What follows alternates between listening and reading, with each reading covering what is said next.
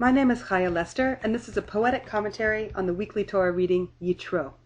The highlight of this week's reading is Revelation at Sinai, the great receiving of the Torah. In a parallel image of Revelation, the Talmud teaches that each of us learns the entirety of Torah while in the womb. There's a candle lit above our in vitro souls, and in the drench of that lamplight, an angel teaches his Torah.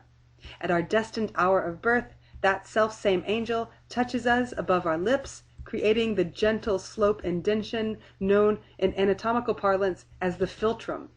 With that touch of angel-induced amnesia, we forget all that we have learned in our 9-month tutorial.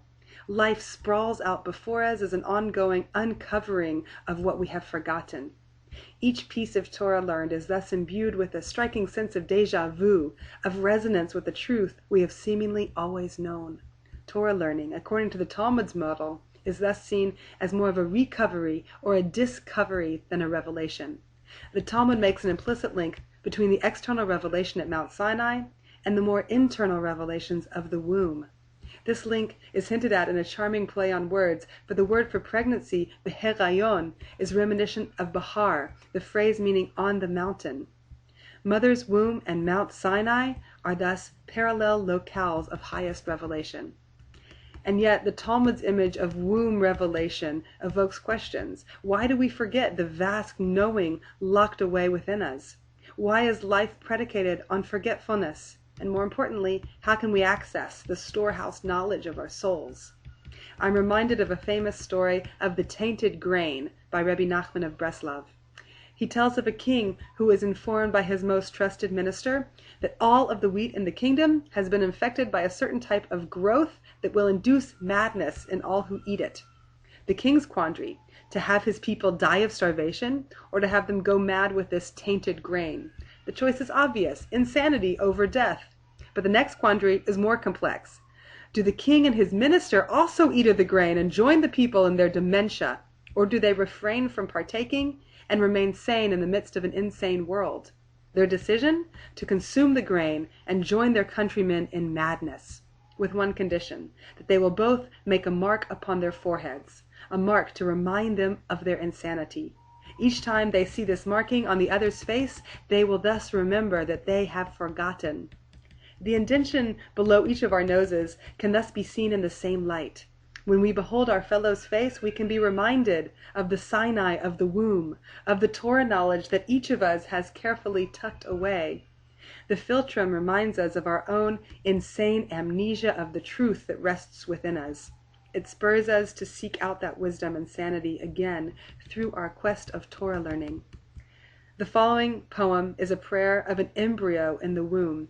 It's a prayer that she'll be able to recall the Sinai lamplight teachings of the womb, and more than to just remember, but also to find the ways to relay that inherent knowing out into an insane world so out of touch with forgotten truth. A Sinai in the womb, the prayer of an unborn child. Touch me lightly 'neath the nose, that my lips may part in prose. Let me not forget you though I fall into the world. Let luminescence last me still, and still my heart with seraph quill, if I fall too far to hear and memorize your notes. Send a script, a scrap of timber, a stub of finger quipped with pencil. May my newborn have utensils to inherit as she grows, and I will write what I have learned here in this hollow, warm and light-filled. So touch me slight, that I may recite all that the angel quill inscribed upon my soul.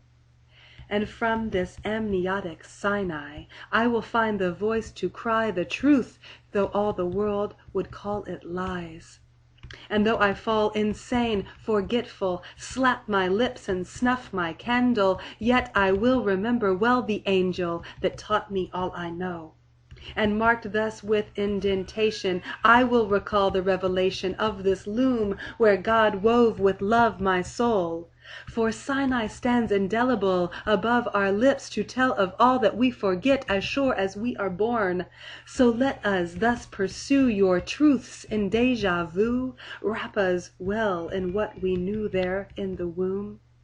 And Sinai will be as a mother enfolding us to rediscover the radiance lost in the rubble of the shattered tablets of your truth.